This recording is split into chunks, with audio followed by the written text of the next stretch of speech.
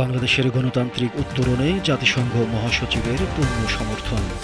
কিছু আন্তর্জাতিক মহল নির্বাচন প্রক্রিয়া বাধাগ্রস্তের চেষ্টা করছে বলেছেন প্রধান উপদেষ্টা। ধর্মের ভিত্তিতে রাজনীতিতে বিভাজন চায় না বিএনপি বলেছেন সালাউদ্দিন আহমদ। পিয়ারসহ ৫ দফা দাবিতে জামায়াতের ১২ দিনের কর্মসূচি। বিমানবন্দরের নিরাপত্তায় আধা সামরিক বাহিনী গঠনের পরিকল্পনা। সাকিবকে আর কখনো বাংলাদেশের হয়ে খেলতে দেওয়া হবে না বললেন ক্রীড়া উপদেষ্টা। মায়ানমারে পাচারকালে প্রায় ৪ লাখ টাকার ওষুধসহ ৩ পাচারকারী আটক। ভিয়েতনামে টাইফুন বোয়ালই নিহত ১৯। গাজায় যুদ্ধবিরতি, ট্রাম্পের প্রস্তাবকে স্বাগত, তবে দ্বিরাষ্ট্র সমাধান চাই বলেছেন ম্যাক্রো। এবং এশিয়া কাপের ব্যর্থতায় সমর্থকদের কাছে ক্ষমা চাইলেন লিটন দাস। বাংলাদেশের চলমান গণতান্ত্রিক উত্তরণ ও সংস্কার কর্মসূচির প্রতি পূর্ণ সমর্থন ও সংহতি প্রকাশ করেছেন জাতিসংঘ মহাসচিব অ্যান্তোনিও গুতেরেস। সোমবার নিউ ইয়র্কে জাতিসংঘের সদর দপ্তরে প্রধান উপদেষ্টা অধ্যাপক মোহাম্মদ ইউনূসের সঙ্গে এক বৈঠকে একথা জানান তিনি। প্রধান উপদেষ্টার প্রেস উইং থেকে এ তথ্য জানানো হয়েছে। সোমবার নিউ ইয়র্কের একটি হোটেলে রবার্ট এফ কেনেডির মানবাধিকার সংস্থার সভাপতি ক্যারি কেনেডির নেতৃত্বে শীর্ষ মানবাধিকার প্রতিনিধিদের সঙ্গে অনুষ্ঠিত এক বৈঠকে প্রধান উপদেষ্টা অধ্যাপক মোহাম্মদ ইউনূস বলেছেন, কিছু আন্তর্জাতিক মহল নির্বাচন প্রক্রিয়া বাধাগ্রস্ত করার চেষ্টা করছে। তিনি আরও বলেন, আগামী ফেব্রুয়ারিতে অনুষ্ঠিতব্য জাতীয় নির্বাচনকে সামনে রেখে বাংলাদেশ এক গুরুত্বপূর্ণ সময় অতিক্রম করছে।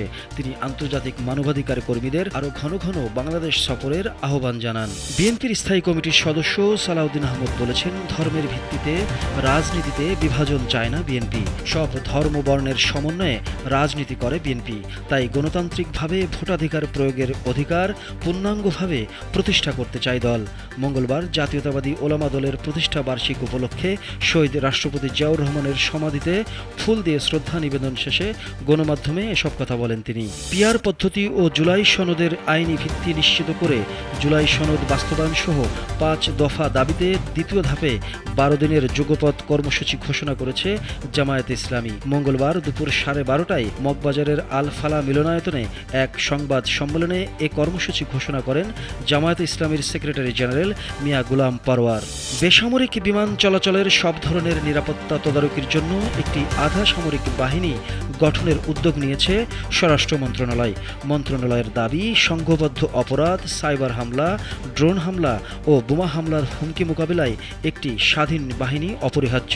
মন্ত্রণালয়ের প্রস্তুতকৃত প্রস্তাব অনুযায়ী এভিয়েশন গার্ড বাংলাদেশ বা এজিবি নামে এই বাহিনীতে থাকবে ৭,৬৫০ জন সদস্য। সাকিব আল হাসানকে আর কখনো বাংলাদেশের হয়ে খেলতে দেওয়া হবে না বলে মন্তব্য করেছেন যুব ও ক্রীড়া উপদেষ্টা আসিফ মাহমুদ সজীব ভুইয়া।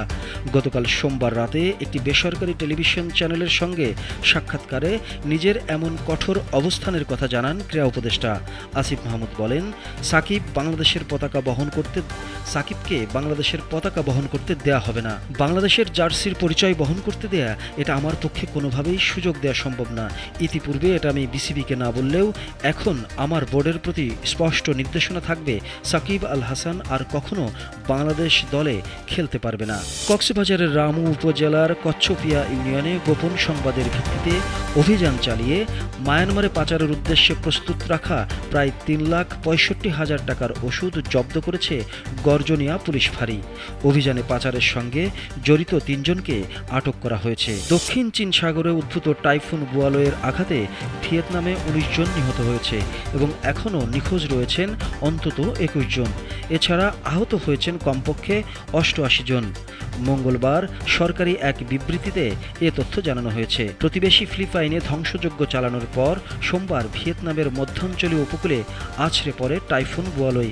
এ সময় উপকূলীয় এলাকায় বাতাসের গতিবেগ ছিল ঘন্টায় ৩০০ কিলোমিটারও বেশি। পাশাপাশি ঝড় আছড়ে পড়ার ২৪ ঘন্টা আগে ভিয়েতনাম জুড়ে ভারী বর্ষণ শুরু হয়েছিল। ফিলিস্তিনের গাজা উপত্যকায় যুদ্ধবিরতি এবং সেখানে বন্দী ইসরায়েলি জিম্মিদের মুক্তি নিশ্চিত করতে নতুন যে যুদ্ধবিরতির প্রস্তাব পেশ করেছেন যুক্তরাষ্ট্রের প্রেসিডেন্ট ডোনাল্ড ট্রাম্প, তাকে স্বাগত জানিয়েছেন ফ্রান্সের প্রেসিডেন্ট ইমানুয়েল ম্যাক্রো। সেই সঙ্গে তিনি বলেছেন, এই প্রস্তাবের চূড়ান্ত লক্ষ্য হওয়া উচিত মধ্যপ্রাচ্যের আল আকসা অঞ্চলে দ্বিরাষ্ট্র সমাধান বাস্তবায়ন করা, অর্থাৎ ইসরায়েল ও ফিলিস্তিন নামে দুটি পৃথক স্বাধীন ও সার্বভৌমত্ব রাষ্ট্রের প্রতিষ্ঠা। সদ্য সমাপ্ত এশিয়া কাপের সুপার 4 থেকে বিদায় নিয়েছে বাংলাদেশ। যদিও সমর্থকদের প্রত্যাশা ছিল ফাইনাল পৌঁছানো এবং শিরোপা জেতা, সেই প্রত্যাশা পূরণ করতে না পারায় সমর্থকদের কাছে দলের পক্ষ থেকে ক্ষমা চেয়েছেন জাতীয় দলের টি-20 অধিনায়ক লিটন দাস। মঙ্গলবার এক ফেসবুক পোস্টে তিনি এ তথ্য নিশ্চিত করেছেন।